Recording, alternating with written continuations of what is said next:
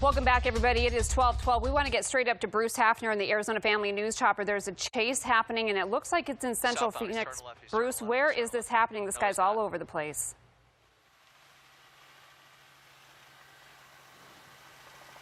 Bruce, can you hear me? All right. Well, this guy was driving a Honda Pilot, and then he went into the Biltmore, and he basically carjacked a vehicle, and I'm getting mixed minus here, folks, so got to shut off the IFB. So here we go down Indian School. Just went over 16th Street, so he's approaching that's probably 12th Street right there. Getting ready to turn south on 12th Street, right by the school. And I'm getting mixed minus, guys, sub-control. Anyway, he went into the parking garage. The Phoenix Police Department was following him well behind. He couldn't see any police cars, but he wasn't really driving erratically in the first car, but now after he carjacked somebody, he's been driving pretty crazy as he goes through 12th Street down to Osborne. This should be Osborne here, right by the country club, and now he's heading westbound. No, he's turning around. He's going to go eastbound. That's 12th Street and Osborne right now, folks. And he's going eastbound, and we're not sure where he's going to head off to, obviously. But he's been driving pretty erratically. At one point down 24th Street, he was driving in the oncoming traffic for quite a while. It was, thankfully, nobody, got into an accident with this guy. But at this point, we're just following him. It looks like he's slowed down a little bit, driving a little bit less crazy, but there, right when I say that, he's going to go in the middle lane, and he's approaching 16th Street right here. And let's see what he does at 16th. Just made a turn without stopping, obviously, and now he's heading down 16th Street from Osborne, folks. And Bruce, in the wrong lanes right now. Do we have? I don't know if your mixed minus has been taken care of. Do we have any? He's alone at this point. He carjacked somebody, and that person was able to get out of the car. We never saw the carjacking because he went into the parking garage at the Biltmore. We couldn't see him in the parking garage, and then the next thing we know, we see him driving like that across the parking lot, and that's how we picked him up. He was driving very erratic, and we saw, obviously we thought he must have carjacked somebody, and then we heard it on the scanner. So he carjacked somebody in the parking garage. We don't know if he hurt that person when he carjacked him, but at this point, driving around Phoenix, now this would be probably, let's see, it's hard for me to glance out. This looks like he's going down Thomas Road here in Phoenix. And from where you are, if you pull back, how far back do you see Phoenix police or any law enforcement right now? There's none behind him close. The airplane is high up above the Phoenix police airplane they have for surveillance.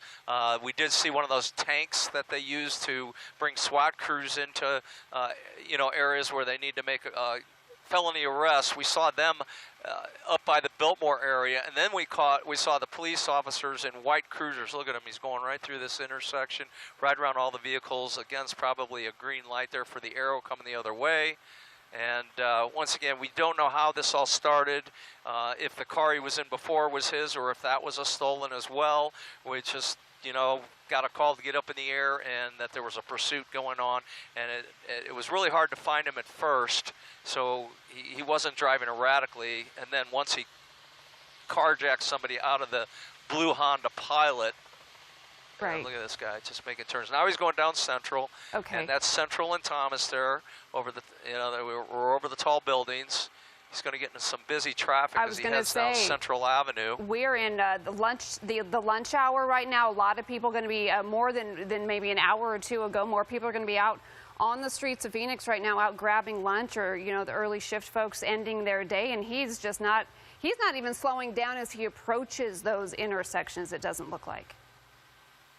No, and that's the biggest fear for all of the law enforcement agencies trying to get this guy off the road safely. They're trying to do it safely. That's why nobody's behind him with any lights. He can't see any police officers. They're staging all around him, I'm sure, on side streets and ready to do whatever they can to try to get him off the road. But at this point, they don't want to encourage him to go any faster or drive any more recklessly than he's already driving. Here he goes through the downtown area. He's coming up on traffic here.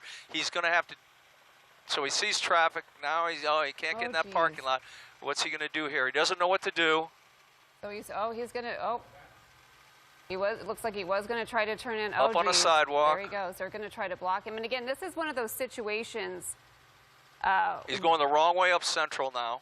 This is one of those situations where all Onto the light rail. municipalities they're all engaged in this, so that if he does change cities, he's up on the light rail tracks right now, up Central Avenue. Right. Oh my goodness. Right. He's on light rail right now. And now he is going up crossing Central Avenue. Now he's back in the driving lanes. Right. He's back in the right direction, which is at least something. Again, and now he's heading northbound now, Bruce. Is that? Northbound on Central. Toward Thomas. There's Thomas. Yeah, I don't want to pull out too far to lose him, but yeah, so see what he's going to do there. there. If folks are watching us, I know we're streaming your shot. I have going right now. If you know anybody who works this is Virginia or lives in Central Phoenix, this he just turned left onto Virginia, heading west onto Virginia. Bruce, it's a white. Looks now like he's going north behind these buildings. SUV. What's he going to do here? Keep steer clear. Yeah, it's just he. Oh my God! Through a fence. Just went through a chain link fence of a field that was kind of fenced in. Right. And going down a neighborhood street now. This is pretty dangerous. Well, it's always dangerous. Everything he's doing is dangerous. But through a neighborhood, you don't know if there's going to be children in the neighborhood playing. But he's going at a high rate of speed through the neighborhoods to the west side of Central. There's a lot of folks, a lot of different businesses, schools, homes in Central Phoenix. It's a combination of things. So now he is turning on to 7th Avenue. Is that right? Let's get up there. I believe that's 7th Avenue, and we're coming up to a stop. He's got traffic going. Now he's forced onto, look at this guy. Right. And that would be Thomas. All right, so he's on Thomas westbound now from 7th Avenue, and oh no. Yeah. No, this is not good. No, because now he is encountering some traffic. He is crossing the line again. He's not going to stop, and that's the biggest problem. That and like I say, the police department, they've done enough of these to know how to do them as safely as they possibly can. They're way back. I don't see any cars around, and they've learned that when they follow these guys, when the guy makes a U-turn, he sees them, and then all of a sudden they become more erratic and driving more dangerously. So they don't want that to happen. So they give him a wide berth, and once again, they're following him in the airplane and the Phoenix Police helicopters up here as well, right underneath us. Yeah, so where is it? I know it's hard for you. You're trying to keep a tight shot on him. We have people, we're trying to figure out exactly what street he's on. I mean, he's been all over the place. It looks like he's, I was going to say, around 15th Avenue. I wonder if he's going to try to get on the I-17. That was Osborne there. That was Osborne, and now, yeah, it's 15th. He's running up, I think that's 15th. Once again, he's going so fast, it's hard for me to grab street signs. I don't want to lose him. Yeah, you stay on him. We're going to try, what we're seeing is he went from Central to 7th. Now he's on maybe 15th. He is approaching the I-17. What is that? Here's Indian School. Okay, so 15th Avenue. Now he's heading, is that west on Indian School? So I would imagine that DPS is all over the interstate, ready to perhaps use stop sticks. Bruce, in your history of covering these things, what is the protocol for something like this through the city streets? You know, like I say, they try to do it as safely as possible for all the citizens out there who are minding their own business, going about their daily lives, and then you've got this guy driving all around erratically. He's not going to stop at the stoplights, and that's what's the most dangerous. If somebody's going through the intersection and he T-bones them, you know, they don't want that to, the reason that to have happened is because they're right behind him and causing him to drive fast. At this point, once again, there's no pilots, or excuse me, no, you know, squad cars behind him. I'm looking for some other stuff. There's no squad cars behind him, but here he comes to a light. And look at a bicyclist there. And I didn't see what street that was, but probably 21st, 23rd Avenue, something like that, going up into a neighborhood here. Right by, looks like a school there, or those are apartments. There's a bicyclist again. A lot of people out. On the streets. Again, this is kind of a busy time when, I mean, thank goodness kids are still in school, but a lot of people out for their lunch break right now.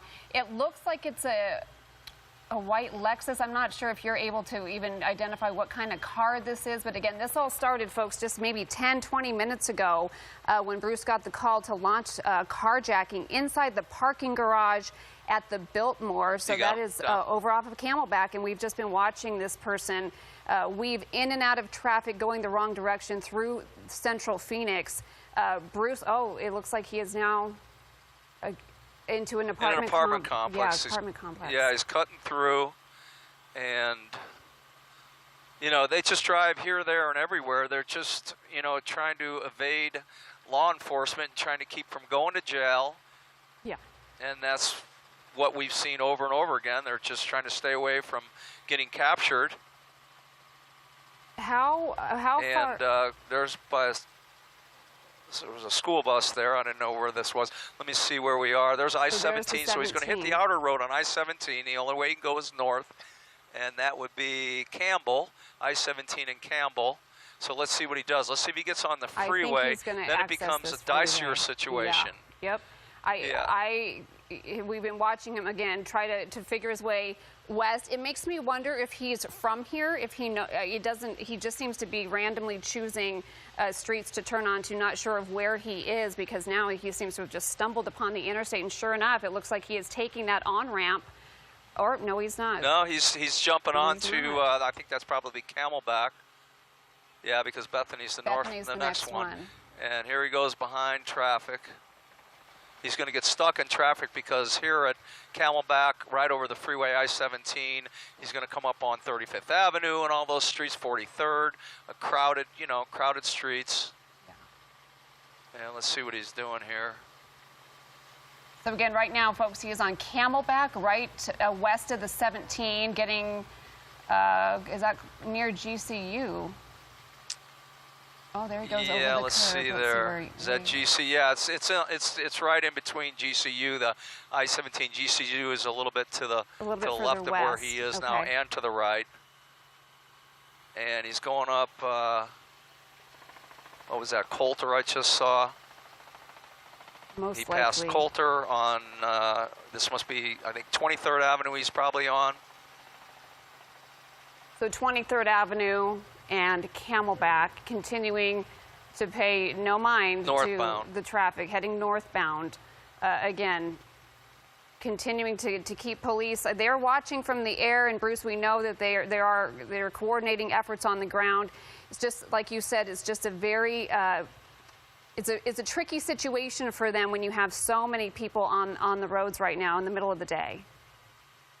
Right, and this is Bethany home. He just went through northbound on 23rd Avenue. And like I say, we're not sure what he's wanted for. We don't have any of that information yet. It could have been something as simple as him not stopping for a traffic stop and he didn't have his license or whatever. We don't know how this all started. All we know is that the police have been following him for a while. And also they have an airplane up high with surveillance on him. So he's not going to get away.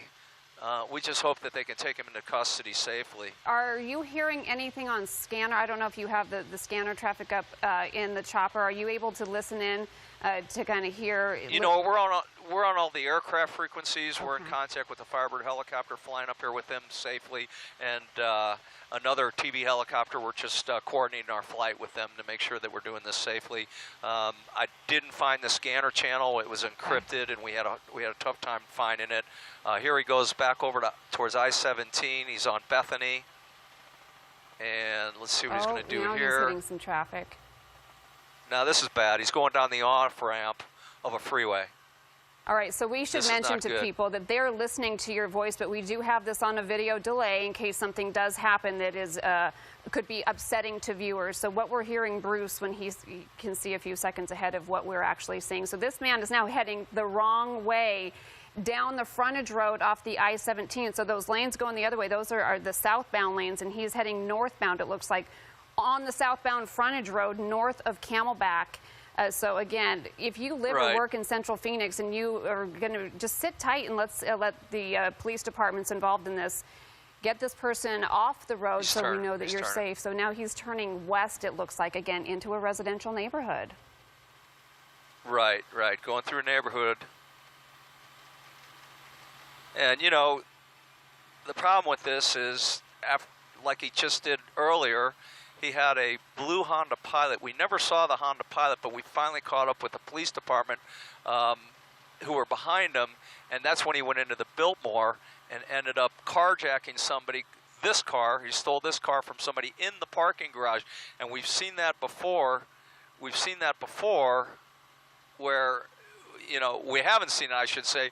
We've been over parking garages before, and they've gone in there, and then they find somebody who's parking their car, and they steal the car from them, and that's what this guy did, and he's really going at a high rate of speed now. Yeah, we can see the clear difference between how fast he's going and the people that he's passing. I'm actually kind of surprised, Bruce, that he hasn't hit anything yet, whether it be a light pole, a building, or another car. I mean, he was driving on the light rail tracks when he was on Central, just south of Thomas, so he's very brazen in his actions, and I am surprised that he hasn't hit anything or compromised the ability of the car that he's in any way. Right, exactly. And the first time we caught, you know, the first time we saw him, he was driving across the Biltmore Park. Oh, he just hit something.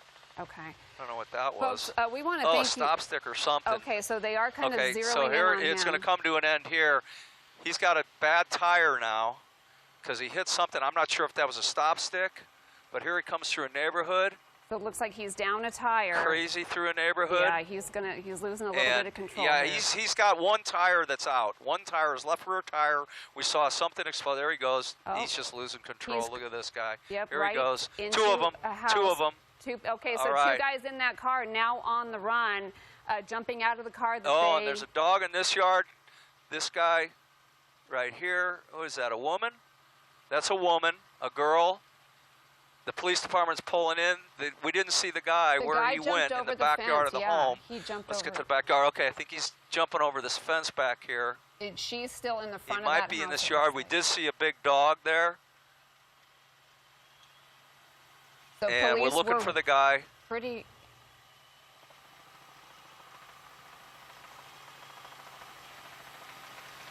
All right, and we're still looking for the guy. He jumped over the fence and ended up in this backyard here, but there's a bunch of trees, and we're not sure if he went into the home. The Firebird helicopter down below us, police officers, and they're obviously taking the woman into custody if they can find her. I didn't see where she went. And we're looking, folks.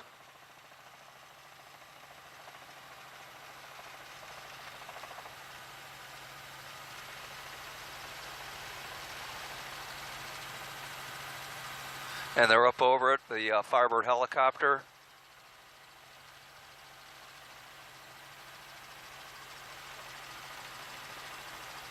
So it looks like they do have a K-9 unit out there. Bruce, where exactly are you guys now? Where did this finally come to an end?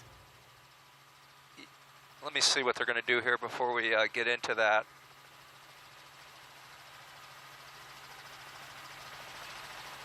Okay, go around the side. The woman's on the ground there. Go around the side there, buddy.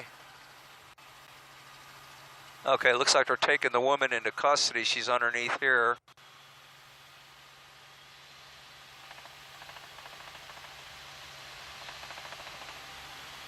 There she goes into custody.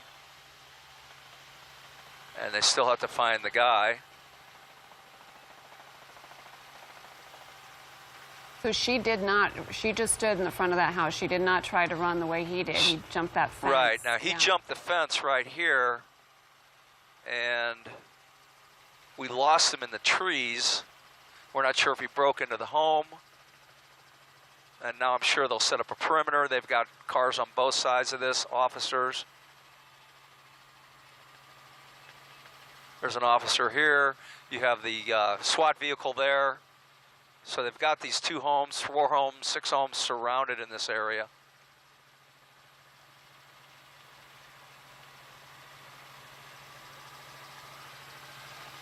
Okay, we're listening to the... Okay, so they're talking about possibly he jumped. First we saw him jump into this yard over this fence. They think he might be in this yard with all the trees.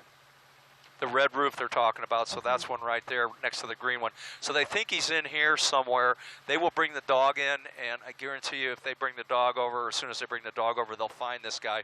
We're going to kind of stay in this area and try to get a shot, a little straighter down shot of that red roofed home in that area and see. There was a big dog in this yard. After he crashed the car, jumped over this fence, there was a big dog back there, so maybe that scared him out of the yard. And the dog just was barking and jumping, but not really at him. So they think he's in this area right here by this red house. And the neighborhood we're in, I'm sorry, I really was too tight on him to read any of the street signs. But they've got this area surrounded. You see there's an officer in the street. They're bringing in the armored vehicle.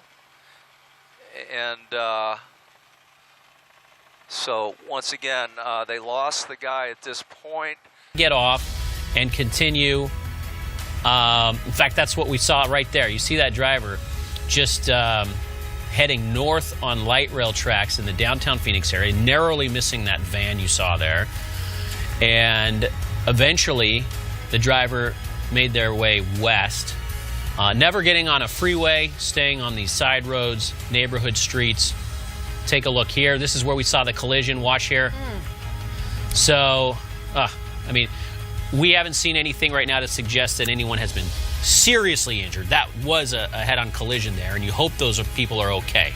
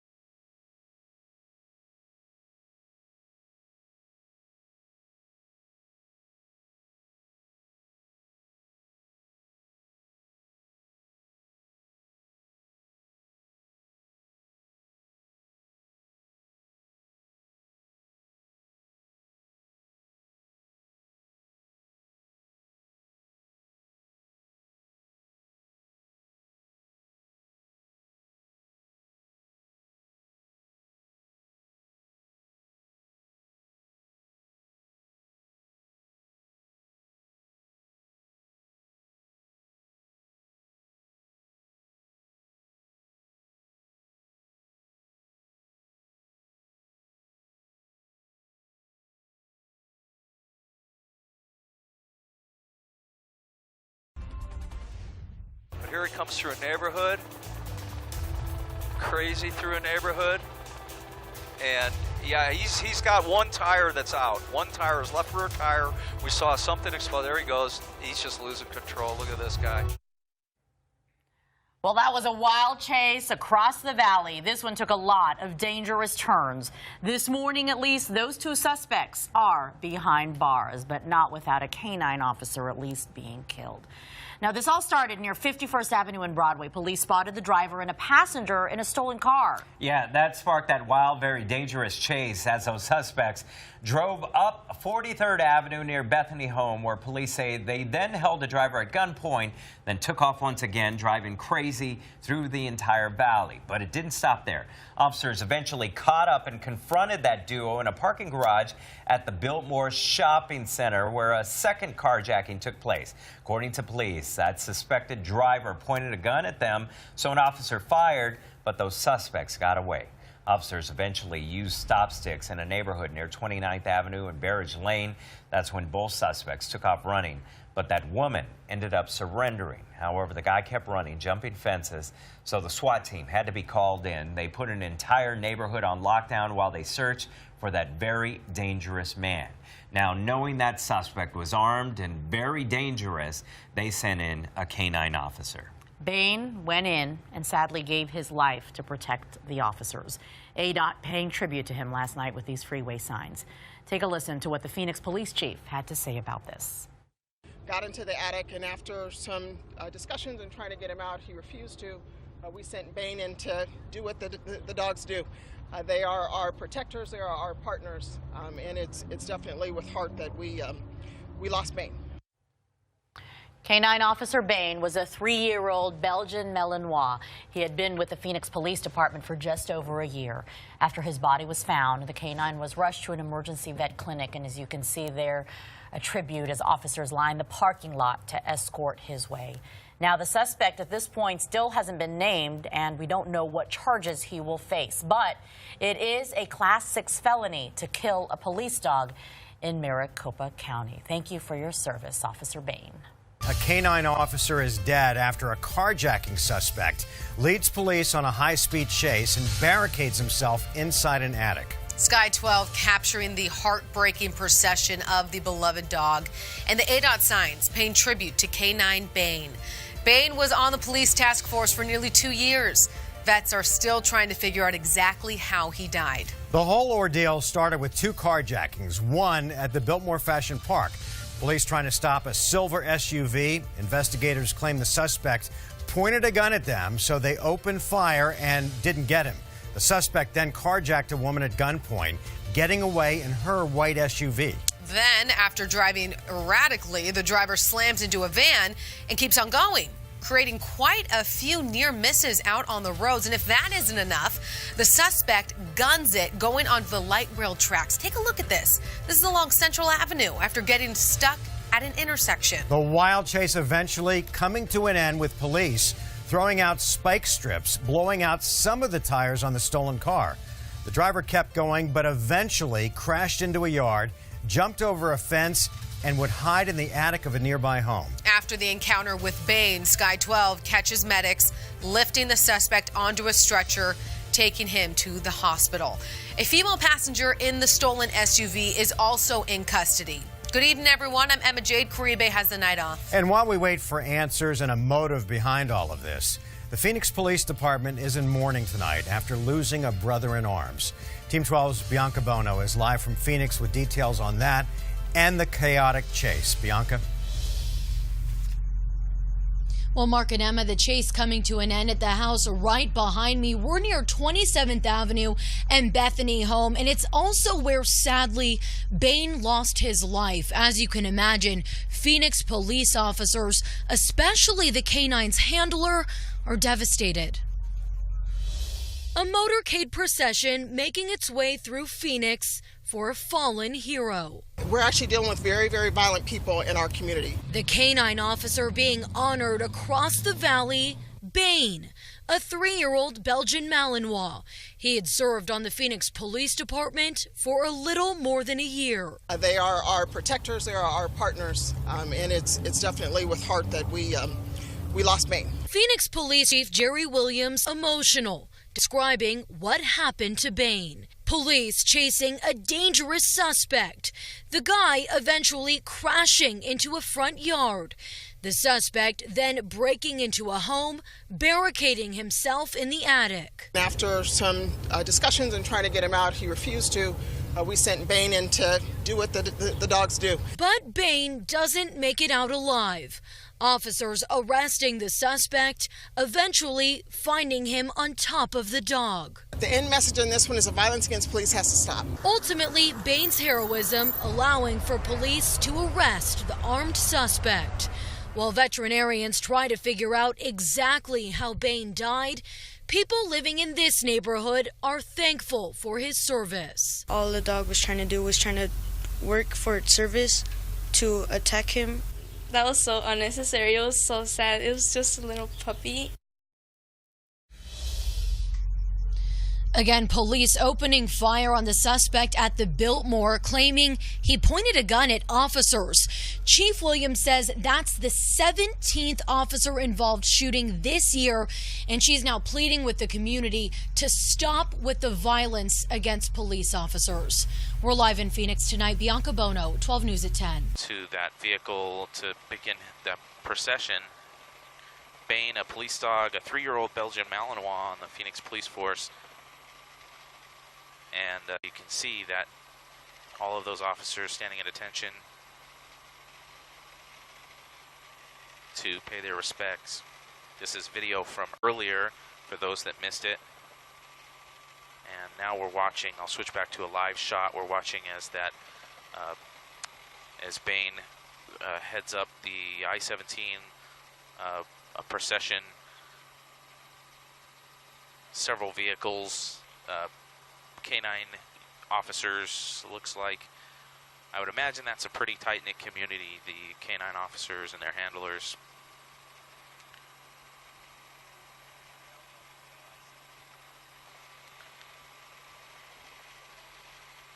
And this just happened today. Bain was just doing his duty like any other police dog. Those dogs are absolutely amazing. We watch them just about every day from the news helicopter, doing a really incredible job. And now you can see these officers lined up, hands over their hearts, waiting as Bain, as that truck with Bain's body passes by.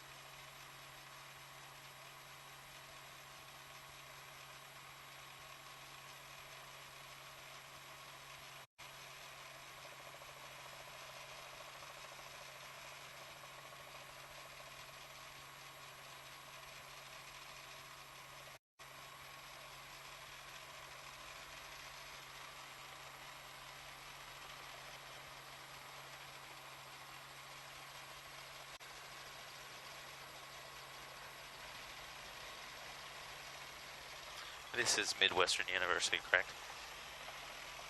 So it looks like Bain is being taken to Midwestern University clinic of some kind, and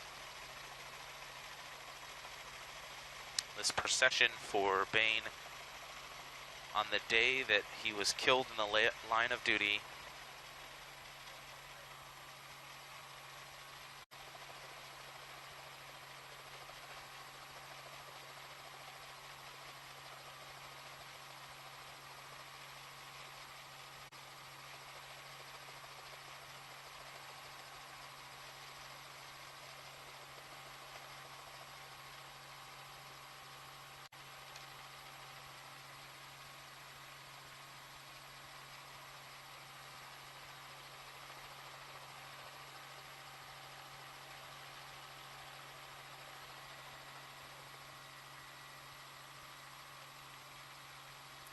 That is correct. Midwestern University.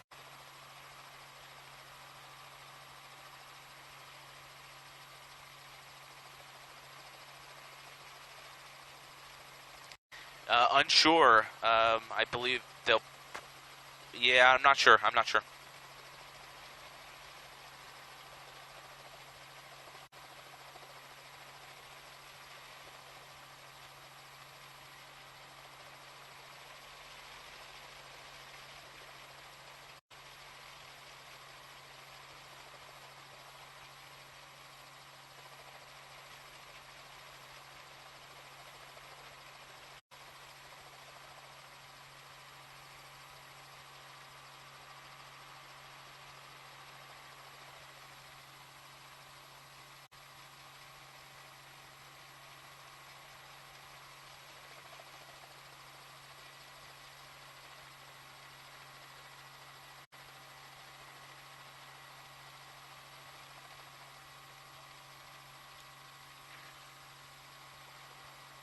You can see those officers lined up at attention, paying respects to Bain, the 3-year-old Belgian Malinois canine officer with the Phoenix Police Department who was killed in the line of duty today. Yeah, it looks like they're going to be rolling Bain's body in right now. Midwestern University.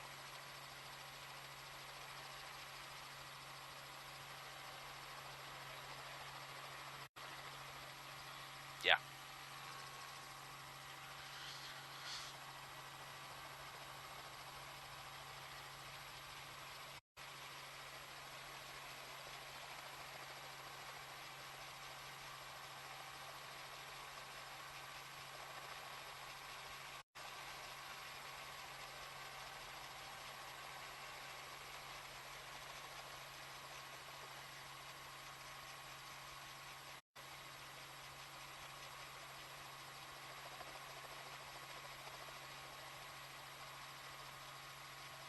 You see that American flag folded.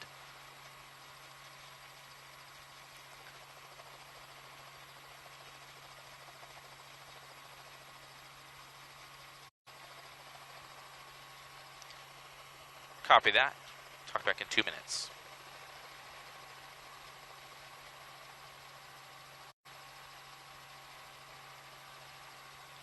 Copy that. This is on 3, correct? Who's tossing to me?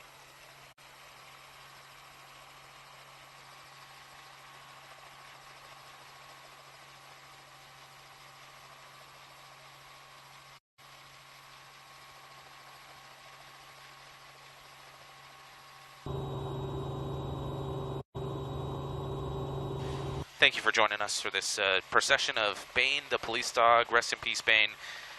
And our hearts were with that, with Bain's partner.